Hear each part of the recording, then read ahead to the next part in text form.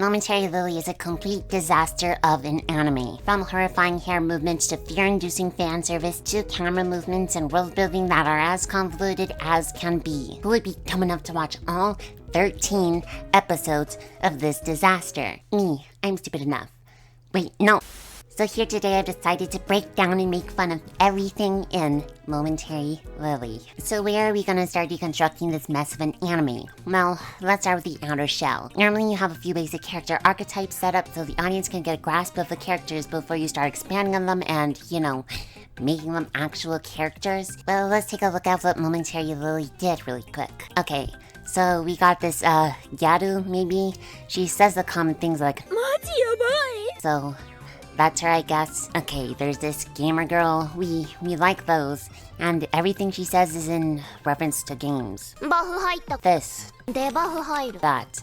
Again, that's it. This Shinomiya girl, she says guilty. A big sister character that calls herself One-chan. And hey, at least she has two traits with her too. For some reason, massive character qualities that never stop jiggling. That certainly won't become annoying later. And this blonde girl who won't stop saying I'm about to make my brain go don don don all over the wall if she doesn't stop. Surely this isn't their whole personality that never changes during the entire anime. Hell, even to the end when everything is wrapped up. Right? Right? This anime seems to think that just having one really big and really annoying character trait per character is enough to call them characters. Terrible. Just terrible. Later in that episode, we also see them fight their first battle against a wild hunt. These blue things that for all intents and purposes are titans with laser beams. They also just straight up erase people, but that's it. Pretty basic enemies. And we learn that all the characters have weapons. Big sword, shield, two swords again, and a gun. And they fight in a constantly moving high-speed camera angle with more movement than Erin's boobs. And that is saying something. So cosmic gymnasia that makes me want to get erased at this point. And from this we gotta learn their abilities and fighting styles. All of them have something unique about them in battle. Right? Wrong. Have you even been watching this video? All anyone does is make things go boom. That's it. But after that fight, we're introduced to Renge, the final main character. She has a weapon. It's different from the others because she calls it and it goes to her. She's way stronger than the rest because she can solo a wild hunt. And she has no memory of her past. And also she likes to They do this chibi-style animation every episode of them eating a new dish. At this point, can I call this a cooking anime? I mean, it's got a hell of a lot more cooking than Kakuryou Bed and Breakfast for Spirits, and that's a cooking anime. So, maybe? But they make kinpairai sare, and that's about the end of this episode. Well, like most people, I drop it by now. But I didn't, and you can't either. You're trapped in this video now and you have to watch the whole thing. Nah, I'm just playing. Or am I? But for episode 2, we start off with a massive expedition done with their weapons and abilities with everyone just standing around and talking. Which, besides the vast amount of horror fan service, cat pulling and nauseating fighting, talking is a massive part of this anime. And I'm gonna skip it, because we don't really care about that. The only anime that has ever made talking interesting to me was Monogatari.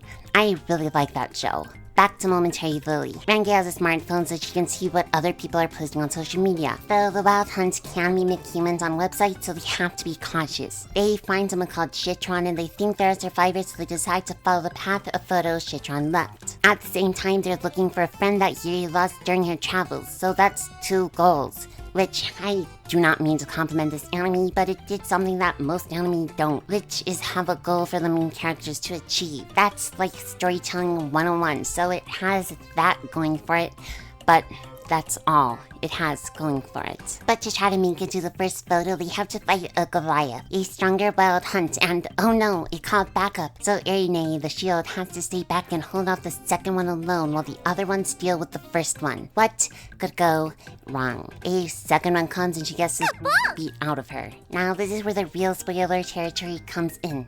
So if you care, which, why would you? This is the point where you should stop, if you could. Well, as you can see, she's about to die. And surprise, surprise, during her death scene when she's crying out for her mom, they have to include the physics. Like, if you want me to take this anime seriously, don't do this. Don't add in the physics for at least when she's struggling and crying out to live. Like, come on. But of course, her friends come and save her, the power of friendship and whatnot. God, I wish at least one of them would die. She's probably the second most annoying character with the extra set of physics applied to her. But if I had a choice, it'd be Yuri. She is so annoying with her don. God, I wish she would just don at this point. But one could hope.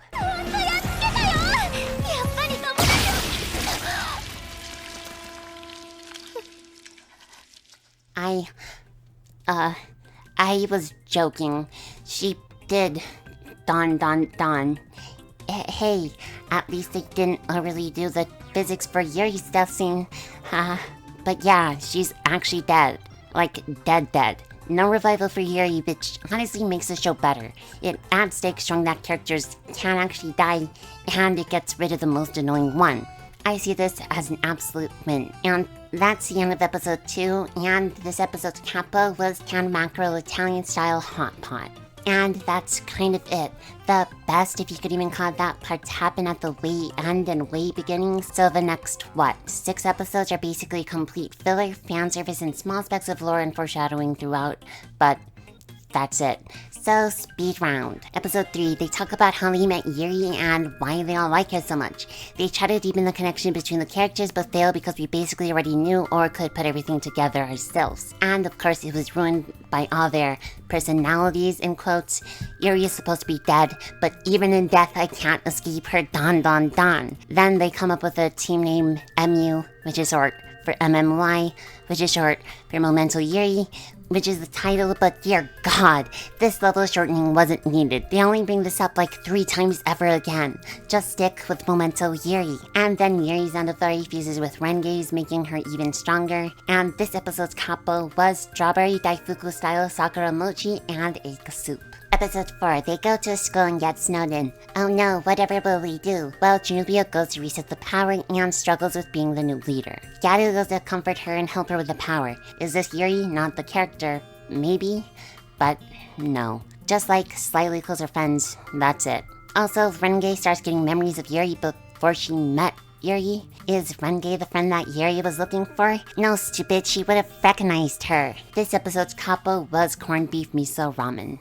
Episode 5, nothing really to note. Oh, except that Erine is apparently good at running. Is this because he wanted to give her more character traits? Of course not. It's because he wanted more reason to show off her assets and her physics. That's the type of anime this is. This episode's capo was mackerel, oyster, and egg zoshi soup. Episode 6. Dear God, it's a beach episode. Close your eyes, look away. It was done in a pool because, of course, they're in the middle of the city. They were all given the jiggle physics, and I cannot handle it. Please just make it stop. But this episode 100% destroyed any goodwill I had with this anime. It maybe had like 3 points out of 100 goodwill with me, but gosh darn it, this episode drops it to -27. Negative. We are in the red. I hate beach episodes. The reason they even did this at all is because they wanted to send proof that they were human to Shitron. Remember I mentioned them a while ago? And what's the most logical way to prove that you're human? Oh, obviously cooking in nothing but a swimsuit and an apron. Perfectly reasonable. Can we stop this? Why am I still here? Why am I doing this with my life? This episode's capo was squid yakisoba. Episode 7. Wow, some actual foreshadowing here. First we meet Chitran, turns out she's actually human. Yay, I guess. And then they get led back to the survivor's base where they all get to meet their families again. Except for Renge because she lost all her memory so she doesn't know who her family is. So she sits outside alone and sees that her wound healed on its own. What? Is Renge not human? She's continuously tortured by memories of Yuri that she was not part of and her wounds heal on their own? Imagine fighting against giant robots and then learning you might be one. This, I gotta say, is cool. That's it.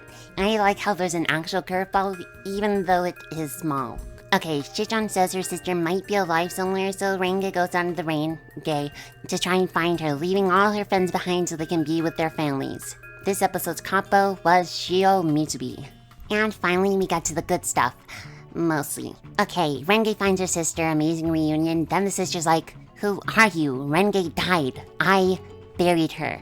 That was a bomb dropped. Like, genuinely got me surprised at this point. I was thinking, what is Renge? And at this point, I was like, I gotta make a video. Because trust me, all the reveals are a hot mess. She gets shocked by the news and goes out to fight Balor, the wild hunt that killed her. She gets some pot shots in, but can't beat it alone. So of course, the power of friendship happens and the whole team fights and drives it off. Sadly, no one dies.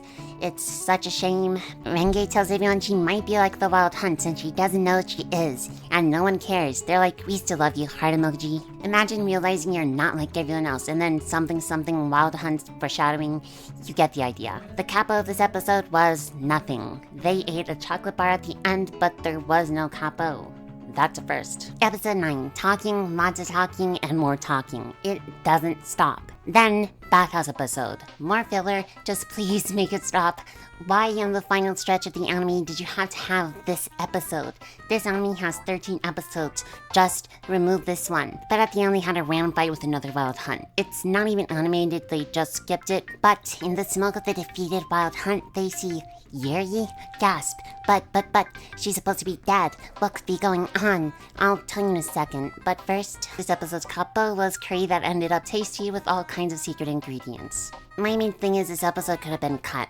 Like, after the whole I'm not human spiel, it could have been like, oh no, there's a straggler Balor called to attack us, then fight it and boom. There's Yuri with a question mark. Move on to the next episode and have a good flow. But no, we needed to have another beach/bath episode.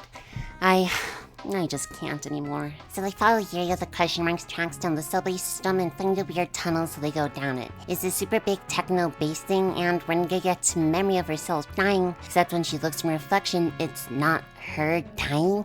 Such a twist. But get ready for another twist because out comes Yuri and doubles of all the girls except for Renge. There are 2 of each of them and they all have the same personalities. One group is a set of clones and the other is a set of the originals. Which is which? And there's the girl Yuri was looking for, Renge, and there are copies of each of them inside the capsules. Okay, that's a lot of info in like what, 30 seconds? Though it seems like I made it go fast, no. This show just shoved all this info right down your throat, saying take it, we're a good show, we have the lore and interesting stuff. It was just too much info, too fast. But wait, there's more. Because immediately after all this info, we finally hop into Renge's memory so you can learn what's up with her. And so, what's up with her? Well, a long time ago, she met the Renge that had an Enovari, not the one that she just met in the place. Then they went on adventures together looking for Yuri until Renge got by Balor. Renge grabs Renge's Enovari, asking it for strength to find Yuri, and all her memories get implanted over, which causes her to lose her memories and why she was having the memories of Yuri before she met Yuri. And the memory of her death was actually Renge's memory of her own death. And after all of that, they put out this confusing ass picture trying to be like, yeah, everything we just said makes sense. You're the stupid one for not understanding it. And it gets worse.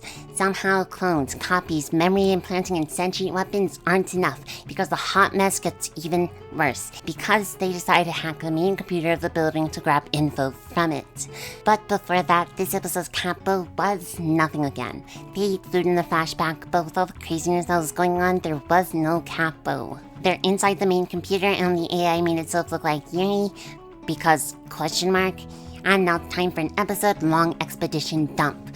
My favorite.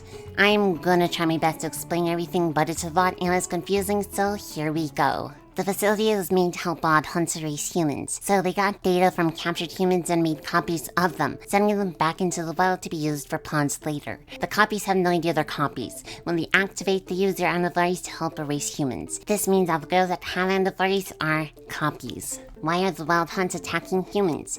Well, an alien race that is super powerful created multiple test planets where they see how life would grow under different conditions. Once they've waited long enough, they erase all intelligent life and save their culture for study. The rats are these little bots that we've seen throughout the anime that clean and fix everything. They do that to preserve everything. And of course, wild hunts are the erasers. So these girls are supposed to fight against humanity and erase them, but instead they're fighting against basically gods and aren't killing people. Why? Basically, something happened to the aliens. We don't know what, they never tell us, but they're gone. They gave an order to suspend everything, so that's why the girls aren't fighting humanity. And why the wild hunts are so mindless, because they've not been given any orders. So are all of them fake? No. Renge is different in an opposite way that she thought. Out of the entire group, the only one that is human is Renge. The Renge copy that gave Renge her Andavari powered up Renge so she could use the weapon, which caused her to lose her memories and have an incurable sickness that will kill her from the inside out unless she stops using the weapon. And that is it. Recap and quick answers. The people who are following the whole anime are clones. The people in the facility are the real them. Renge is from a different facility because the Renge that her sister saw die and buried was a Renge clone. I know this because she had an Andavari. Done. This will be on the test, so try not to forget it. And I know that was a lot of info, but I tried my best to describe it well. It's really just a hot mess, and the anime doesn't make it any better. They really tried to have some lore and background for this thing and shoved it all in the final bit. It was just information overload. And then there's one more important bit, but before that, the capo of this episode was nothing again. They're about to cook, but they save it for next episode. So they capo a big meal for them all to share, and some parfait thing. So 2 capo in 1. Then they all decide to take on Belvlor again, because there's only a specific number of wild hunts on Earth, so if they kill them all, humanity wins. But if Renge fights again, she will probably die from the inside out, because of the weapon. Yet, they really need her strength in order to defeat Belvlor. So they all fight Belvlor, and they barely win thanks to Renge, but she dies, because she used too much strength from the Andavari. And I'm happy about that. She didn't deserve to die, but if she didn't die after everything they said, I'd be a bit disappointed. Leaving the vast and final 13th episode to be a recreation of the first, when they met Renge for the first time, but this time with this random girl instead. Everything comes full circle, and by that I mean nothing happens. This whole anime was pointless. You go from beginning to end with no change except a massive expedition dump that leaves the main characters doing the same thing they were when they started, just minus 2 characters this time. And this episode's capo was an Ochazuke buffet. And turns out there's a special episode. Learned about it this morning. Okay, episode 14 or special episode 1. This one is mostly sweet, at least for the first half. We get to see a bit more of the adventures Renge and Renge went on, including where she learned about the word capo. We then learn it's basically her life flashing before her eyes because she's dying. But all in all, it's sweet. Then we get to see the girls with her little sister. They talk about how much Renge helped them all out, and again, it's a sweet moment. Then we spend basically the rest of the episode with one overly long, drawn-out joke, in quotes, where everyone, even the real them, say they can't cook at all. So they all work together trying to make a meal based on Renge's video. That's the other half of the episode. And then all the survivors say goodbye to the girls, and yeah, that's it. This episode basically serves as a bridge for episode 12 to 13, so you could call this one episode 12.5, but I'm leaving it after 13 because that's how the anime was released. So final thoughts. Is this anime good? No. If they took out all the stuff that I made fun of and didn't like, would it be good? No. What made the anime the way it was all the terrible innocent side. Stripping all that out would leave nothing but a shell. Sure, it would be a decent show, but it would feel hollow unless replaced with better quality stuff. And at this point, it's fun enough to watch because it's good bad at parts. And even though at other parts it's bad and should be removed, most of it fits in with the whole feng shui of the anime, and though it's not worth watching, it still wouldn't be without all the additives. It was a hot mess to try to be better than it was, causing it to be even messier. And no one should ever have to watch all of it unless they really want to for some reason. Everything was the same from beginning to end, including their terrible personalities and quotes. You can watch the first episode and understand what the entire anime will be about. And they have some cool concepts, like with Renge getting her memories overwritten, and how aliens make different planets to test how life changes, but everything was presented terribly. Too fast, all at once, with not enough hints, but way too much extra stuff added as well. That's it. If you enjoyed this video, subscribe if you want, but anyways, I'm Ayanoi, and bye-bye.